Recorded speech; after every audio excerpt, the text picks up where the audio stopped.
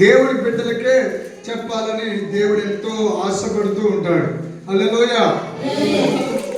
ప్రియులారా, హెబ్రీయులకు రాసిన పత్రిక 2వ అధ్యాయము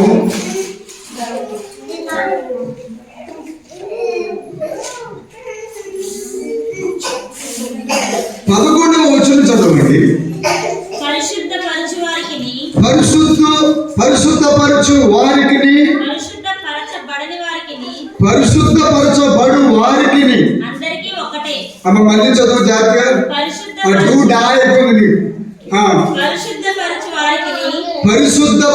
వారికిని అది అది ఇక్కడ కూర్చో మనం ఆలోచనలో, ఎందుకంటే గ్రహింపులోనికి వెళ్ళాలి. ఒక్కటే అన్నారు. ఆ ఒక్కటే అన్నా కదా కింద చూడండి, పుట్టింట్లో చూడండి. పుట్టింట్లో అంటే వాక్యం రాస్తున్న కింద భాగంలో ఒకటనే అంకే కాడ దానికి అర్థం కింద రాశారు. చూడండి, ఒక్కడే. ఏంటి అబ్బాయి అబ్బాయి అంటున్నారా? ఒక్కడే. హల్లెలూయా, హల్లెలూయా. అందరికీ ఒక్కడే మూలము. మూలము అంటే ఆధారము. హల్లెలూయా. అంటే పరిశుద్ధపరచు వారికి పరిశుద్ధపరిచే వారు ఉన్నారు, పరిశుద్ధపరచబడి వారు ఉన్నారు. 2 రకాల వ్యక్తిత్వాలు ఇక్కడ కనబడుతున్నాయి. ఈ హేతువు చేతను, ఈ కారణం చేత వారిని గట్టిగా చదవమాట సహోదరులు అని పిలుచుటకు ఆయన సిగ్గుపడక నీ నామమును నా సహోదరులకు ప్రచురపడుతున్నాను. సమాజము మధ్య అనగా సంఘము మధ్య నీ కీర్తిని గానము చేతును, మరియు నేను ఆయనను నమ్ముకుని ఉందును అని ఇదిగో నేను దేవుడు నాకు ఇచ్చిన పిల్లలను అని చెప్పుచున్నాడు. కాబట్టి ఆ పిల్లలు రక్త మాంసములు గలవారైనందున ఆ ప్రకారమే మరణము యొక్క బలము గలవారిని అనగా అపవాదిని మరణము ద్వారా నశింపజేయుటకును జీవితకాలం అంతలో మరణము చేత బానిసత్వములో నుండి దాసత్వములో నుండి లోబడిన వారిని విడిపించుటకును ఆయన కూడా రక్త మాంసములు పాలువాడయ్యాడు.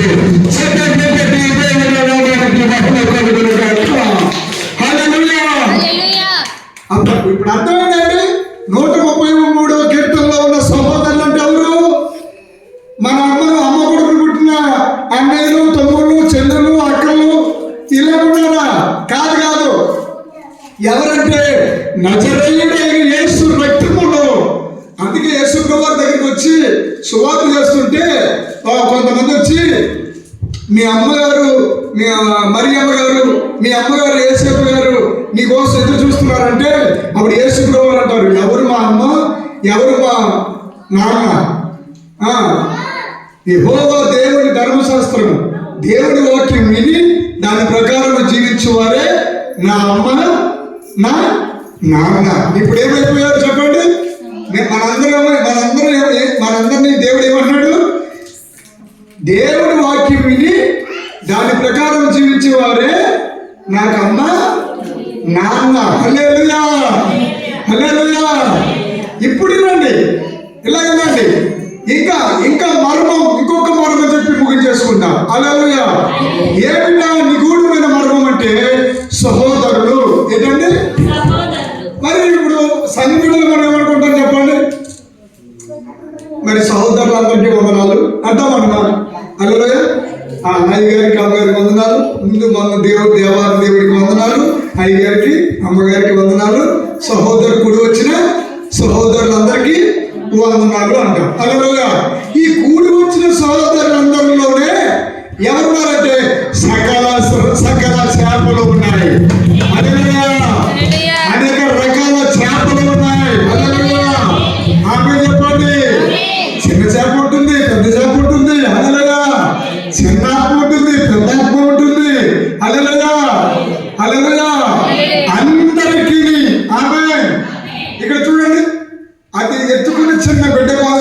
చిన్న బిడ్డతో ఆ బిడ్డ వయసు ఎంతమ్మా? సంవత్సరం వయసు నుండి ఆ చివరి వయసులో అలా ఆ చివర అలే ఇప్పుడు రెడీగా వచ్చింది అలా ఆడనమాట. ఎంత వయసు? ఒక 80 అనుకుందాం అలా. అంటే చిన్న సంవత్సరం వయసు నుండి 80 సంవత్సరాల వృద్ధాప్యం వరకు 90 సంవత్సరాల వృద్ధాప్యం వరకు దేవుని సన్నిధిలో ఉన్న వాళ్ళందరూ ఎవరైనా దేనికి సహోదరులంట. సహోదరులతో సమానమని దేవుని వాక్యం చెప్తుంది. వారికి ఏమిస్తాడట? ఇలాగ ఏమిస్తాడు? సహోదరులు ఐక్యత కలిగి ఉండుట. అలా ఒకరు వందనాలు చెప్పుకొని ప్రభు స్తోత్రం పడుకోతాం. అలా ఇందుకోసమే ప్రయత్నాలు అనే మాట వచ్చింది, ప్రభు స్తోత్రం అనే మాట వచ్చింది, దేవునికి స్తోత్రం అనే మాట వచ్చింది. అలలుయా అలలుయా. మరణాత అంటే దాని అర్థం ఏంటంటే ప్రభు వచ్చుచున్నాడు అని అర్థం. అలలుయా. ఆ మాటలో దేవుడికి మహిమ లేదు. అలలుయా. మరణాత అనడం ఒకటి, షలోం అనడం ఒకటి. ఈ రెండింటిలో ఏ అర్థం మజా లేదండి. చాలా మంది ఈ మధ్యకాలంలో సతీష్ కుమార్ గారి యొక్క ఆరాధన బాగా ప్రపంచం ఆయన నొప్పి లేదు, ఆయన నోటంటారు రాదు. నేను ఆయన విమర్శించడం ఏమంటాడంటే షలోం అంటాడు. తర్వాత స్వచ్ఛమైన వాక్యం అంటాడు. అలా స్వచ్ఛమైన వాక్యం కాదు, సత్యమైన వాక్యం. సర్వసత్యమైన వాక్యం. బైబిల్లో లేని మాట మాట్లాడకూడదు. అలలోయ. బైబిల్ను మించిన మాటలు మాట్లాడకూడదు, బైబిల్కు తగ్గిన మాటలు మాట్లాడకూడదు, బైబిల్ను పోలి మాట్లాడాలి. అలలోయ అలలోయ. బైబిలే నీకు ఆధారం, బైబిలే నీకు దేవుడు, బైబిలే నీకు సర్వస్వం. దేవుని పిల్లరా, ఇంకో మంచి మాట ఏమంటున్నాడు మనకి గమనిద్దాం. సహోదరులు ఇలాగేనండి. మనందరం చేసే ఏమంటున్నాడండి? ఏమన్నాడు? అన్నాడు లేదా?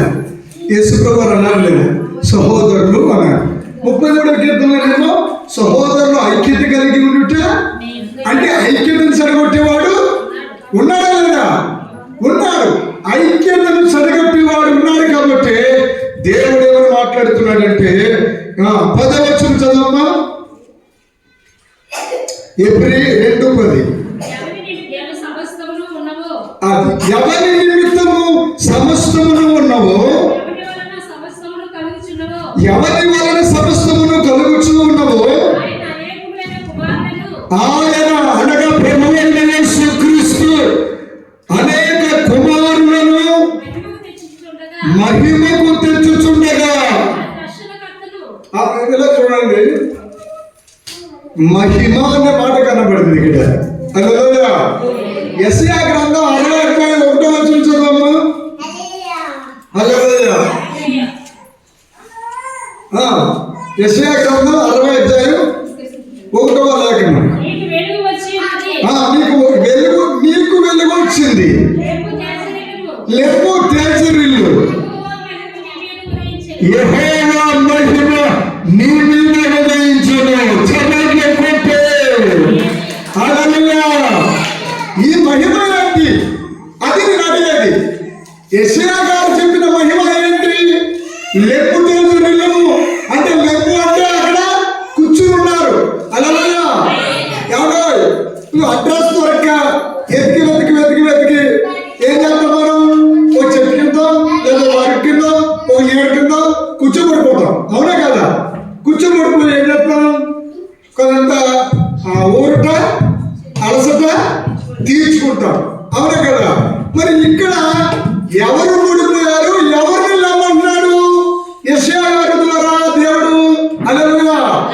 మళ్ళీ లేచి ఇవ్వాలట, తేజరిల్లాలంట. అంటే ఎక్కడ పడిపోయారు వాళ్ళు? వెలుగు లేని చోట, అంటే తేజస్సు లేని చోట, చీకటిలో పడిపోయారు. చీకటి అంటే ఏంటి? అజ్ఞానము. హల్లెలూయా.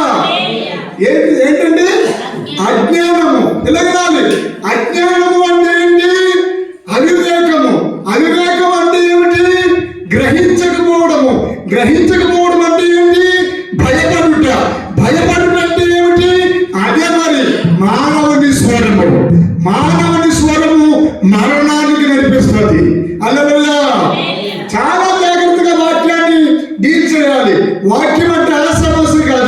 మానవుని స్వరము మరణానికి నడిపిస్తుంది.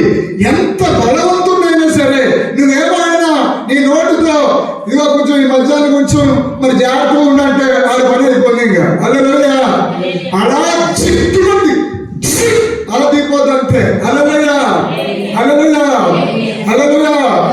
తింటున్నా హాయిగా కడుపునైనా తినేసి అన్ని తినేసి అలలుయా. ఈ మధ్య కాలంలో అంటే మందు వచ్చింది, కానీ పూర్వకాలంలోని పొలాల్లో పడిపోతాయి. ఏమైంది? పొలంలో గొప్ప దగ్గర పడిపోయారు అనుకోండి, పడిపోతాయి. ఏమైంది? ఆ కాలుకి దెబ్బ తగిలేసింది. తగిలేక దానికి ముందు తెలుసా? ఆ కంకర పూర్తి చదివించడమే. నిజం, అవును. బాబు విషయం కలిపినా అలా ఆ కంకర పూర్తి తీసి అలా అంటించేసి అంతే ఆ పనికి వెళ్ళిపోయాడు. అంతే ఆ శరీరానికి ఏ పని వచ్చిందంటే ఆ దెబ్బగా కంకర పూడితే ముందు అంతే. అలా రెండు రోజులు వాడు మళ్ళీ మామూలు పనికి వెళ్ళిపోవడమే. అంటే ఇప్పుడు ఏమవుతుంది? టీటీ చేయించావా, తర్వాత చేయించావా, ఈ వచ్చాక బాగా ఏమైపోయిందంటే మనిషికి భయం వచ్చింది. ఈ భయంలో నుండి ఏమొచ్చిందంటే దడ వచ్చింది. దడ నుండి ఏమొచ్చిందంటే శరీరాల్లో నరాలకు వణుకు వచ్చింది. ఈ శరీరాలలో నరాల్లో ఉన్న వణుకు ఏమైందంటే గుండుకు వచ్చింది. గుండుకు వచ్చిన నరాల్లో ఏమైందంటే మెదడుకి వెళ్ళింది. మెదడులోకి వెళ్ళడానికి ఈ గుండెలోకి వెళ్ళడానికి గల కారణం ఏంటంటే రెండు రంధ్రాలు పెట్టాడు దేవుడు. అలా చెప్పము. ఏ కాలంలో రెండు రంధ్రాలు అంటే ఇది ఒకటి ఇది ఒకటి. అలలుయా. ఈ చెవులు అలలుయా, చెవులోకి వచ్చి ఎవరైనా సరే అలలుయా ఏం కాదు. నిజం చెప్తున్నారు, జాగ్రత్తగా ఉండండి. 5 డాక్టర్లు ఈ కథ చెప్పేసి కథ జరిగింది. 5 డాక్టర్లు కూర్చుని అనుకున్నారంట. ఏమనంటే రోగం లేనివాడిని రోగం ఉన్నవాడిని ఇద్దరిని తీసుకుందాం. ఇద్దరిని తీసుకుని మనం ఒక పరీక్ష పెడదాం. ఏ పరీక్ష? పరీక్ష. అలలుయా. ఏమైందంటే రోగం ఉన్నవాడు టెస్ట్లనేమో రోగం లేనుడికి ఇచ్చేది. రోగం లేనుడు టెస్ట్లనేమో రోగం ఉన్నవాడికి, రోగం ఉన్నవాడు టెస్ట్లని రోగం లేనుడికి ఇచ్చేది. ఇద్దరు పేర్లు ఒకటేలాగా వీళ్ళు ఎత్తుకున్నారు. చాలా కాలం పట్టింది. అలలుయా. ఉదాహరణకి పి రాఘవులు, అదే పేరు ఉన్నవాడు కావాలి. పి రాఘవులు. అలలుయా. ఇప్పుడు టెస్ట్ మార్చేసి వీడేమో దొరపోతులా ఉన్నాడు, వీడేమో తెగులుతోటేమో లాగేస్తున్నాడు. ఇంతకీ వీడికి వచ్చిన తెగులేంటంటే టీబీ వ్యాధి. ఏం వ్యాధి? టీబీ వ్యాధి. ఏమైపోతాడో టీబీలాగా ఉండవు. అలలుయా. ఇలా అయిపోతాడు సిగ్నల్ లాగా. అలలుయా. వీడి దున్నపోతులాగా ఉన్నవాడు ఏమైందంటే డాక్టర్ గారు పిలిచి ఏమన్నాడు, బాబు ఇదిగో ఎన్ని చూసి నీకు టీబీ వ్యాధి వచ్చిందమ్మా అన్నాడు. ఈ దున్నపోతులో ఉన్నవాడికి ఒకసారి నరాలన్నీ లాగేసింది ఒకసారి. అంటే ఈ మాట విన్నాడు. ఈ మాట వినగానే వెంటనే బ్రెయిన్ మెదడు మనం విన్న ప్రతి మాట మెదడు ముందు తీసుకుంటుంది. కేంద్రం, శరీరానికి కేంద్రం ఏది? మెదడు. మెదడు వెంటనే ఇమీడియట్లో అవునా అంటుంది. అవునా అనగానే అవును అంటే అన్నీ బాడీలో నడగాలండి. ఇంకేమన్నా అంత శరీరం అంతా ఒకే వాటు. ఏమంటే టీబీ వ్యాధి వచ్చిందంట డాక్టర్ గారు చెప్పాడు. అంతే, ఈడెత్తుకు వెళ్ళిపోయాడు. ఈ విషయం వెళ్తానే మళ్ళీ వెనక్కి కాగేశాడు. ఆరోగ్యంగా ఉన్నవాడిని కాగేసి, ఇదిగో అమ్మాయి డాక్టర్లు నేను నా మాట డౌట్ అయితే పలానా డాక్టర్ గారు ఉన్నారు, ఆయన దగ్గరికి వెళ్ళి చెక్ చేయించుకో అని మళ్ళీ వీడియో ఉత్తరం ఇచ్చాడు. అలా సలహా ఇచ్చాడు. ఇప్పుడు ఆ డాక్టర్ ఈ డాక్టర్ మొత్తం 5 డాక్టర్లు అనుకున్నారు లేదా? ఆ విషయం వీడికి తెలియదు. అలా ఇప్పుడు టీబీ వ్యాధి ఉన్నవాడు వచ్చాడు. టీబీ వ్యాధి అమ్మాయి మెడలు అవుతుంది ఆయన తుగించాను. అలా టీబీ వ్యాధి ఉన్నవాడు ఏమైనాడంటే వచ్చాడు. ఆ టెస్ట్ అన్ని చూసి ఎవరు చెప్పడం టీబీ వ్యాధి ఉందని నీకేమన్నా అర్థమవుతుందా? అసలు బంగారులో ఉన్నాయి చూసావా? ఇదిగో ఇదిగో ఇదిగో ఇవన్నీ కావాలంటే సుబ్బారావు గారు ఉన్నాడు, డాక్టర్ సుబ్బారావు గారు, ఆయన దగ్గరికి వెళ్ళు అన్నాడు. అలా ఈడేం చేశాడంటే కొంచెం ఎక్కలేని బలం వచ్చింది. ఎక్కలేని ధైర్యం వచ్చింది, ఎక్కలేని ఊపు వచ్చింది. హల్లెలూయా. అయితే ఇన్నా నాకు టీవీ వ్యాధి లేదనమాట అని చెప్పి ఆడేం చేశాడంటే ఎవరో ఆ కాగితాలు పెట్టుకుని వెళ్ళిపోతుందిగా నీకు ఇంకా వ్యాధి దగ్గర పోడైపోతున్నావేమో, అస్సలు నీకు 0 పాయింట్ కూడా లేదు, కావాలి సుబ్బారావు గారి దగ్గరికి అన్నాడు. ఈడేం చేసాడు తెలుసా, ఇంటికి వెళ్ళకుండా సుబ్బారావు గారి దగ్గరికి పోయాడు. సోదరు చెప్పండి. అలాగే ఈ లోపల ఉన్నవాడు ఈడేం చేశాడంటే ఇంటికి వెళ్ళకుండా ఆడు కూడా సుబ్బారావు గారి దగ్గరికి పోయాడు. అలాగే ఆడు సేమ్ ఈ డాక్టర్ గారు అలాగైతే చెప్పాడు, అలాగే ఈ లోపల ఉన్నవాడికి టీబీ వ్యాధి అన్నాడు. ఈ టీబీ వ్యాధి ఉన్నవాడికేమో టీబీ వ్యాధి లేదు అన్న మాట అన్నాడు. ఇలాగా మళ్ళీ సేమ్ రిపీట్ ఏంటంటే మళ్ళీ కృష్ణ డాక్టర్ గారు అక్కడికి వెళ్ళాడు. అలాగా 5 డాక్టర్ల దగ్గరికి తిరిగి వచ్చినప్పటికీ హల్లెలూయా 3 నెలలు అయినప్పటికీ, ఎన్ని నెలలు? 3 నెలలు అయినప్పటికీ ఈ టీబీ వ్యాధి లేనిడేమో టీబీ వ్యాధి వచ్చేసింది. టీబీ వ్యాధి ఉన్నవాడికేమో టీబీ వ్యాధి లేకుండా పోయింది. అప్పుడు సైంటిస్ట్ డాక్టర్లు కాగేశారు, వాళ్ళిద్దరిని కాగేసి ఏం చెప్పారంటే మీరు మమ్మల్ని క్షమించాలన్న డాక్టర్లు. హల్లెలూయా. ఎందుకు క్షమించాలండి అని అడిగితే మీ మీద మేము మానసిక ప్రయోగం చేశాం. ఏ ప్రయోగం చెప్పండి? ఏ ప్రయోగం? గట్టిగా కొంతమంది చెప్తున్నారు. మానసిక ప్రయోగం.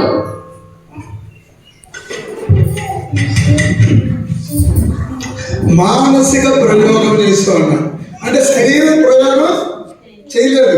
ఏ ప్రయోగం? మనస్సు మీద ప్రయోగం చేస్తూ ఉన్నారు.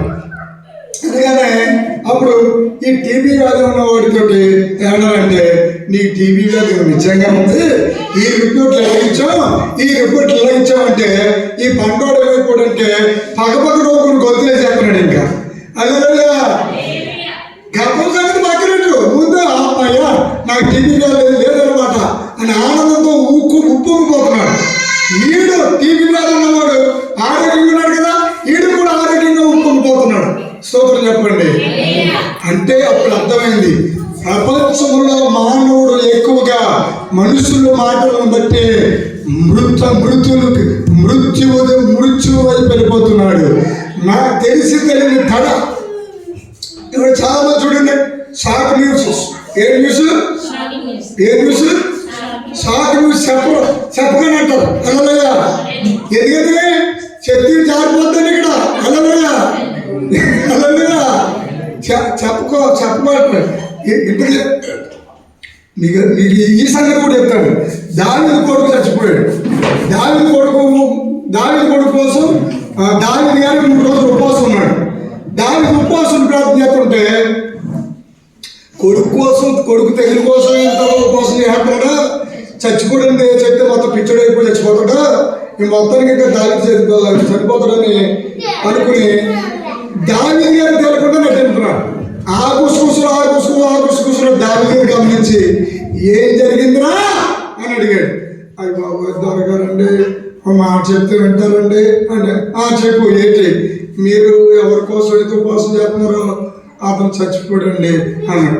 ఇంకేరా చచ్చిపోయినప్పుడు ఇంకెందుకు తీసే మార్గం అవతల పాడే కోడి తెచ్చుకోసేసి మేకను తెచ్చుకోసేసి భోజనం పెట్టే. హల్లెలూయా. చూసారా దావీదు? అందుకే దేవుడికి దావీదు అంటే ఎంత ఇష్టమో. దేవుడికి స్తోత్రం. హల్లెలూయా.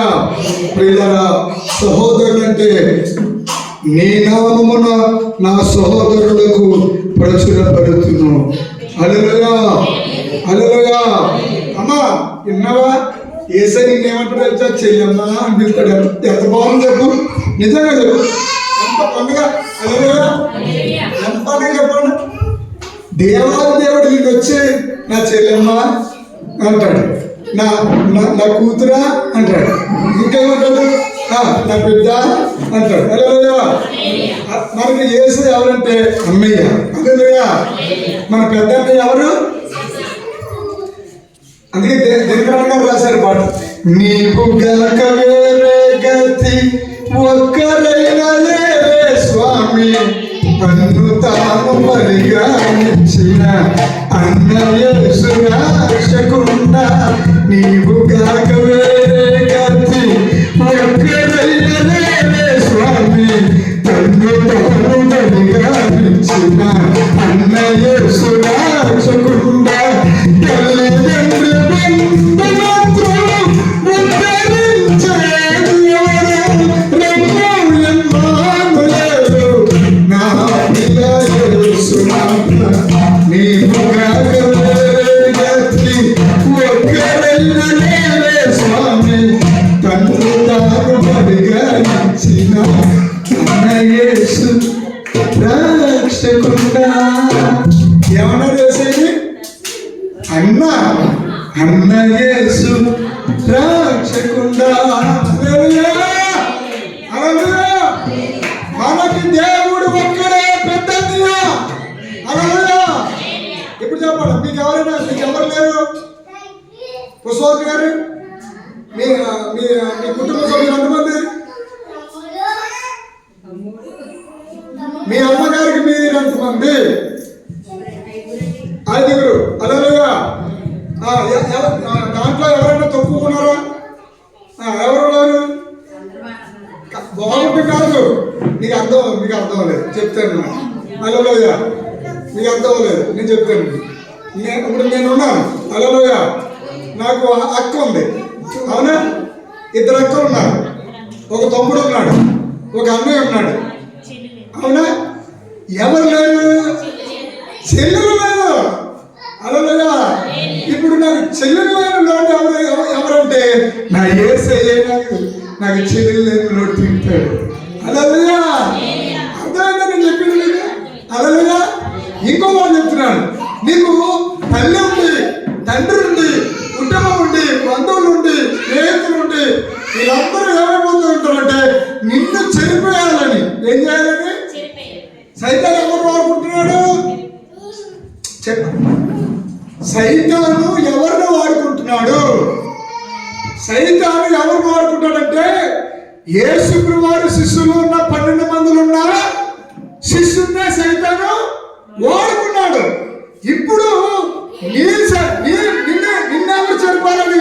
నిన్ను చెరిపినవారంటే నీ కుటుంబంలోనే ఎవరో ఒకరు దూరి నిన్ను బలహీనపరిచే మాటలు, నిన్ను ఇబ్బంది పెట్టే మాటలు, నిన్ను లోతుగా కట్టేసే మాటలు, నీ వల్ల లాభం పొంది, నీ వల్ల అభివృద్ధి పొంది, నీ వల్ల క్షేమాన్ని పొందుకుని కూడా వారేం చేస్తారంటే నిన్ను చెరిపోయాలని. కారణం ఏంటంటే వారిలో ఏం లేదు? భక్తి లేదు. హల్లెలూయా. ఇంకేం చేస్తారు వాళ్ళు? దూషిస్తారంట, దూషణ మాటలు. హల్లెలూయా. ఇప్పుడు ఏం చేయాలి చెప్పండి? హల్లెలూయా. హల్లెలూయా. ఇలాగండి అది. హల్లెలూయా. హల్లెలూయా. ఒక పెద్ద అని చెప్పాడు నాకు కథ. హల్లెలూయా. చెప్పరా మాట? అమ్మా లేట్ అయిపోతుందా? అవునా? లేట్ అయిపోతుంది, అవునా? ఒక పెద్ద అని చెప్పాడు. ఏమనంటే ఒక ఆవిడ బాగా తిట్టేస్తుందంట రోజుని. ఏం చేస్తుందా? పొద్దున్న లగ్గాన్ని తిట్టేస్తుందంట. తిట్టేస్తుందంటే ఈయనకి తిడుతుంది కదని చెప్పి ఈయన కూడా వెళ్ళాడంట గొడవకి. ఎవరో ఈయన కూడా గొడవకి వెళ్ళాడంట. వెళ్తే ఇలా ఇద్దరికి గొడవలు అయిపోతున్నాయి. అప్పుడు ఇలాగా ఒక ఫ్రెండ్కి చెప్పాడంట. హల్లెలూయా. ఫ్రెండ్కి చెప్పాడు. చెప్తే ఆ ఫ్రెండ్ సలహా ఇచ్చాడు. ఏమనంటే ఆవిడ పొద్దున్న తిడతాడు కదా, ఆ దయ్యానికి వెళ్ళిపో. అమ్మా అన్నల దగ్గర వచ్చారేంటి? హల్లెలూయా. ఏమైంది తెలుసా? సూత్రం ఇప్పుడు సలహా ఇచ్చాడు. ఏం సలహా ఇచ్చాడు? హల్లెలూయా. సలహా ఇచ్చాడు. ఏ సలహా అంటే, ఒరే నువ్వు ఆవిడ తిడుతుంది కదా, ఆవిడ తిట్టినప్పుడు నువ్వు ఏం చేస్తావంటే అక్కడే ఉండి అలాగా విని వెళ్ళిపో, బయటికి వెళ్ళిపో అన్నాడు. హల్లెలూయా. ఇప్పుడు ఏం చేసింది? తిట్టుకుని అలసిపోయి బాబోయ్ అని కూర్చుంది. హల్లెలూయా. అప్పుడు ఆ ఫ్రెండ్ ఏం సలహా ఇచ్చాడంటే, ఒరే నేను తిట్టేసి అలసిపోయి కూర్చుంటావు కదా, అప్పుడు మళ్ళీ వాళ్ళు మళ్ళీ లేదంటే ఏ ఏ అలా కలిసిపోయావే తిట్టు అని అంటే మళ్ళీ రెచ్చిపోతుంది. ఇంకా మళ్ళీ రెచ్చిపోయి తిట్టేస్తుంటుంది. అప్పుడు మళ్ళీ వెళ్ళిపో బయటికి. అలా మళ్ళీ వెళ్ళిపోయాక సందర్భ మాటలు రా, చాలా మాటలు వచ్చినప్పుడు కలిసిపోయి ఉంటుంది. అలా ఏం మాట్లాడతాం మళ్ళీ మళ్ళీ మొదలెట్టు అని చెప్పు అని ఇలాగ 3 రోజులు చెప్తే, అలా 3 రోజులు చెప్తే ఇలాగేనండి. 3వ రోజు 1 రోజు మాట్లాడట్లేదు.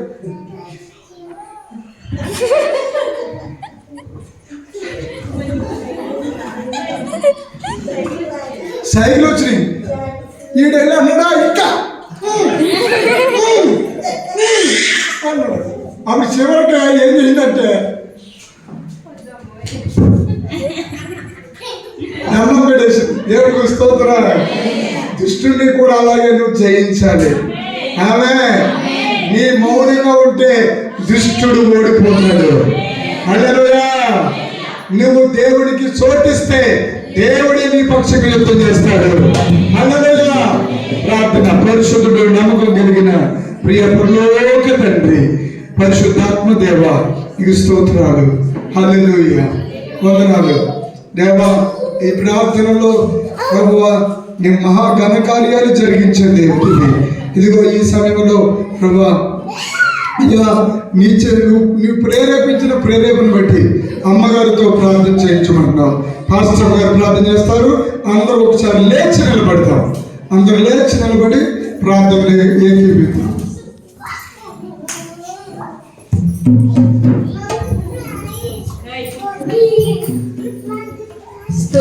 స్తోత్రం యేసయ్యా, నీకు వందనాలు తండ్రి. నీ ప్రియమైన బిడ్డలు ప్రభువా ఎంతవరకు నీ వాక్యాన్ని విన్నారు ప్రభువా.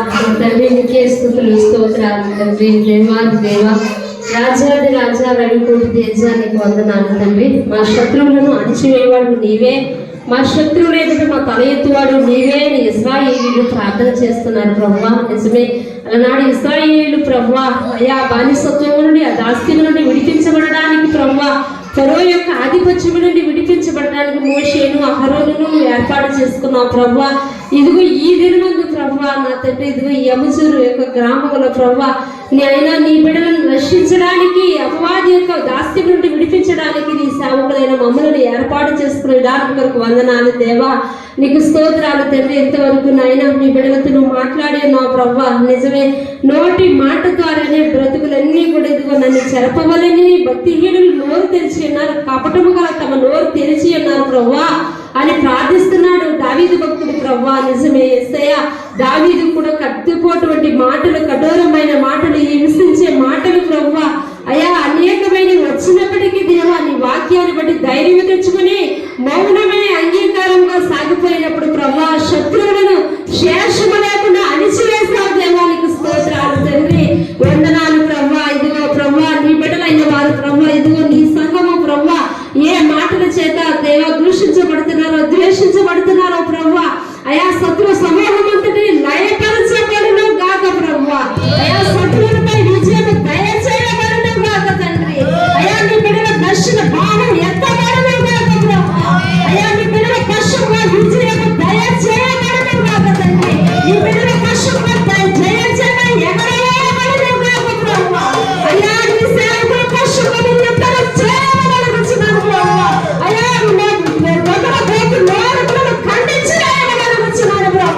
నీకు స్తోత్రాలు చెల్లిస్తున్నాను ప్రభువా. వందనాలు తండ్రి. అయ్యా యేసయ్యా, ఇదిగో ప్రభువా మా నింద మా ఎదలోనికి వచ్చి ఉన్నది ప్రభువా. ఇదిగో మమ్మల్ని నిందించిన వారి నింద జ్ఞాపకం చేసుకోవయ్యా అని ప్రార్థిస్తున్నాడు దావీదు భక్తుడు ప్రభువా. అయ్యా ఇదిగో ప్రభువా మా శత్రువులకు ఇదిగో ప్రభు ఉపవాసముతో నేను ప్రార్థన చేస్తానయ్యా, నేనేమి చేస్తానని నా మీదకి లేచుచున్నారయ్యా అని ప్రార్థిస్తున్నాడు ప్రభువా. అవును ప్రభువా నా తండ్రి, ఇదిగో దావీదు ఎలాగైతే శ్రమ పడ్డాడో ప్రభువా అయ్యా ఇదిగో ఈ రీతిగా ప్రభు ఇక్కడ కూడా ఈ దినము కూడా ప్రభు నీ బిడ్డలైన వారు కూడా మేలు చేసి ప్రభు మేలుకు ప్రతిగా కీడు చూపుతున్నారయ్యా. అయ్యా ప్రేమకు ప్రతిగా ద్వేషము చూపుతున్నారయ్యా నా తండ్రి. అయ్యా నీ బిడ్డల పశువుగా నువ్వు వాచ్యమాడండి, న్యాయం జరిగించండి, న్యాయాధిపతిగా దిగిరండి ప్రభు అని స్తోత్రాలు తండ్రి.